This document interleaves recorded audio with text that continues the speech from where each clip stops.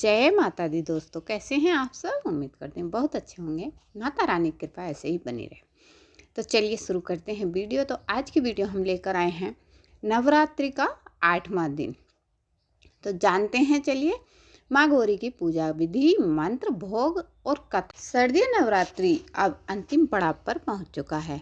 आज माँ दुर्गा के 8वें स्वरूप महागौरी की पूजा की जाती है।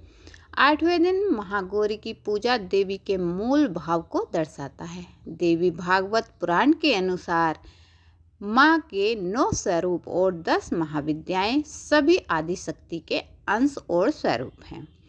लेकिन भगवान शिव साथ उनकी अर्धांगिनी के रूप में माँ गौरी सदैव विराजमान रहती हैं।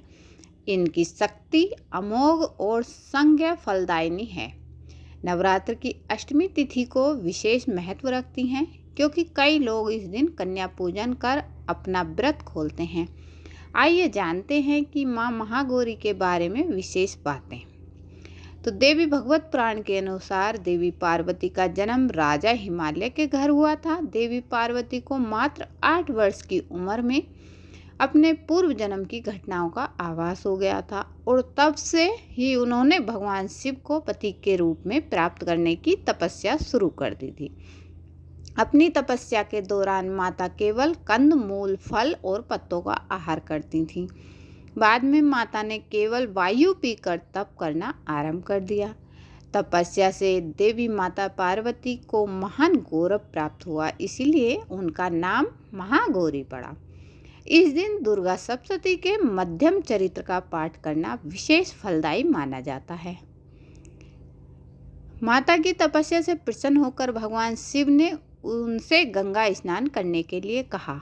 जिस समय माँ पार्वती स्नान करने गईं, तब देवी का एक स्वरूप श्याम वर्ण के साथ प्रकट हुआ, जो कि कौशिकी कहलाईं, और एक स्वरूप उज्जवल चंद्र के समान प्रकट हुआ, जो महागौरी कहलाईं। गौरी रूप में माता अपने हर भक्त का कल्याण करती हैं और उनकी समस्याओं से मुक्त करती हैं। जो व्यक्ति किन्हीं कारणों से 9 दिन तक उपवास नहीं रख पाते, उनके लिए नवरात्र में प्रतिपदा और अष्टमी तिथि को व्रत रखने का विधान है। इससे 9 दिन व्रत रखने का फल मिलता है। देवी भागवत पुराण के अनुसार महागौरी वर्ण रूप से गौर अर्थात सफ़ेद हैं और इनके वस्त्र व आभूषण भी सफ़ेद रंग के हैं।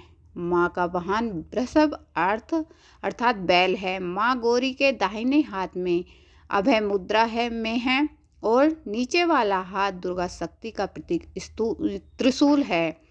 महागौरी के बाएं हाथ के ऊपर वाले हाथ में शिव का प्रतीक डमरू है और डमरू धारण करने के कारण इन्हें शिवा भी कहा जाता है।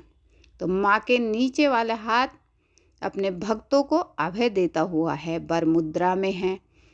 माता का यह रूप शांत मुद्रा में ही है, दृष्टिगत है। इनकी पूजा करने से सभी पापों का नाश होता है। देवी भागवत पुराण के अनुसार नवरात्र की अष्टमी तिथि को माँ को नारियल का भोग लगाने की परंपरा है। भोग लगाने के बाद नारियल को तो ब्राह्मण को दे दें, अन्यथा प्रसाद रूप में वितरण कर दें। जो भक्त आज के दिन कन्या पूजन करते हैं, वह हलवा, पूड़ी, सब्जी और काले चने का प्रसाद विशेष रूप से बनाया जाता है। महागौरी को ज्ञान है और संगति अति प्रिय है।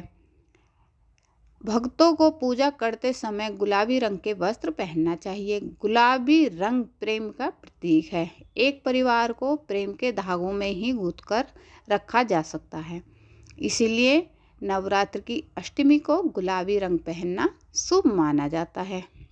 जो भक्त इस दिन कन्या पूजन करते हैं, वह माता को हलवा व चना का प्रसाद भोग लगाना चाहिए। इस दिन कन्याओं को घर पर बुलाकर उनके पैरों को धुलाकर मंत्र द्वारा पंचोपचार पूजन करना चाहिए। रोली, तिलक लगाकर और कलावा बांधकर सभी कन्याओं को हलवा, पूड़ी, सब्जी और चने का प्रसाद परोसें। इसके बाद उनसे आशीर्वाद लें और सामर्थ्यानुसार कोई भेंट व दक्षिणा देकर विदा करना चाहिए। ऐसा करने से भक्त की सभी इच्छाएं पूर्ण होती हैं और सौभाग्य की प्राप्ति होती है। माँ का यह रूप मोक्षदायी है, इसीलिए इनकी आराधना करने से असंभव कार्य भी संभव हो जाते हैं।